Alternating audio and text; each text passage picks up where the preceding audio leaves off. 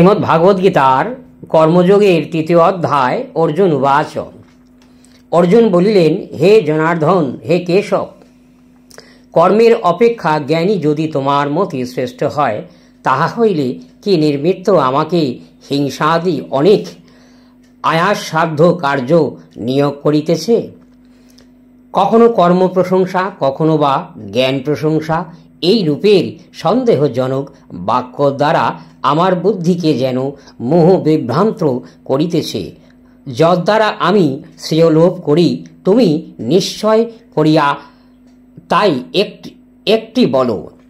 শ্রীকৃষ্ণ ভগবান বলিলেন, হে অনর্ঘ্য, ইহলোকের নিষ্ঠা দুই প্রকার হইয়া আমি পূর্বে বলিয়াছি, জ্ঞান নিষ্ঠা এবং কাম নিষ্ঠা। কর্মের এই অনুষ্ঠান না করিলে পুরুষ নৈষ্কর্ম লাভ করে না। কেবল সন্ন্যাস হইতেও সিদ্ধি লাভ হয় না। কেহ কখনো কর্ম না করিয়াও ক্ষণমাত্র থাকিতে পারে না। সকলের প্রাকৃতিক এবং সগুণের সমূহের দ্বারা অবশত হইয়া কর্মযোগের যে কর্ম ইন্দ্রিয়গণকে সংযত করিয়া ইন্দ্রিয় ভোগের বিষয় মনে মনে স্মরণ করিতে থাকে, সেই মূর্খ কপটচারী বলিয়া কথিত হয়। হে অর্জুন, যিনি মন দ্বারা ইন্দ্রিয়গণকে বশীভূত করিয়া আসক্ত হইয়া কর্ম ইন্দ্রিয়গণের দ্বারা কর্মযোগ আরম্ভ করেন, তিনি পূর্বোক্ত সন্ন্যাসী ত্যাগী বলিয়া ইহা শ্রেষ্ঠ বলিয়া জানিবে। তুমি নিত্য কর্ম করো। কর্ম না করার অপেক্ষায় কর্ম করাই প্রধান কর্ম।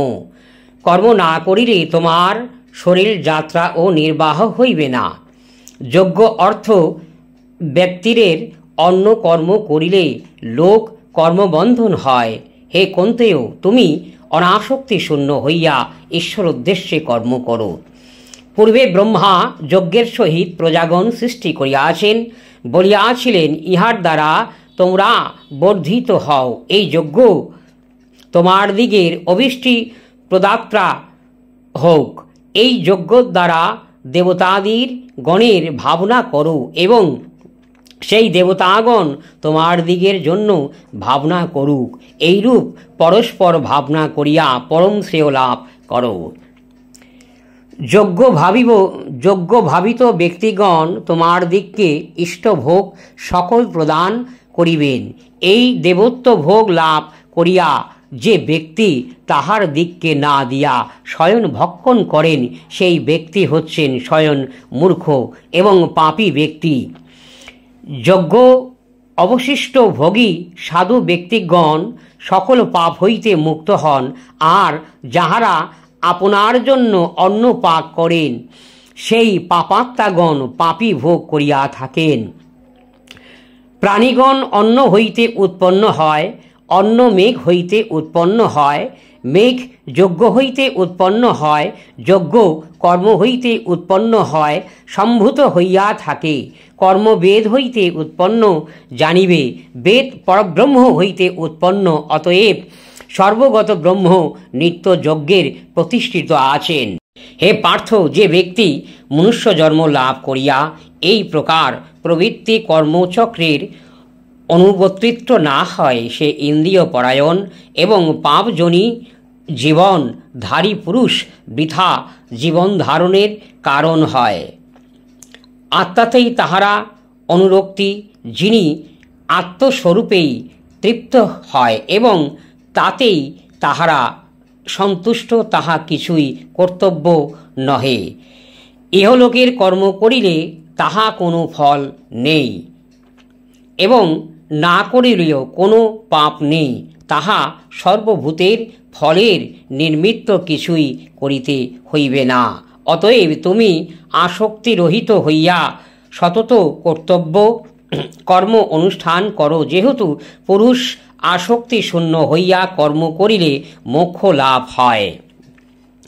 জনকাদি পাপাত্মাগণ কর্মের দ্বারা সিদ্ধি প্রাপ্ত হইয়াছিলেন। অতএব তুমি তাহার দিগের ন্যায় লোক শিক্ষার্থ হও, কার্য করিয়াও পরায়ণ করো। শ্রেষ্ঠ ব্যক্তি যে কর্ম যেরূপ আচরণ করেন এবং মূর্খ ইতর ব্যক্তিও সেই কর্ম সেই রূপেই আচরণ করিয়া থাকেন। শ্রেষ্ঠ ব্যক্তি সেই কর্মের যাহা প্রমাণ বলিয়া নিরূপণ করেন, ইতর লোকও তাহার অনুসরণ করেন। হে পার্থ, আমার কর্তব্য কিছু নেই, সেই কারণ এই ত্রিলোকে আমার পাইবার কিছু নেই, পাইব এরূপ কিছু নেই। তথাপি আমি শাস্ত্রোক্ত কর্ম করিয়া থাকি। হে পার্থ, যদি আমি অলস শূন্য হইয়া বিহিত কর্ম না করি, তাহা হইলেও অজ্ঞ মনুষ্যগণ সর্বদা আমারই অনুব্রতিত্ব হইবে। আমি যদি কর্ম না করি, তাহা হইলেও এই লোকের সকল নষ্ট হইয়া যাইবে। আমি বর্ণ সংস্করণের কর্তা হইব এবং এই লোক সকলের সংহারকর্তাও হইব। হে ভারত, অজ্ঞ লোক সকল যেরূপে কর্মের আসক্ত হইয়া তাহার অনুষ্ঠান করেন, বিদ্বান ব্যক্তিগণ সেই রূপের কর্মের অনাসক্ত হইয়া অনুষ্ঠান করিবেন।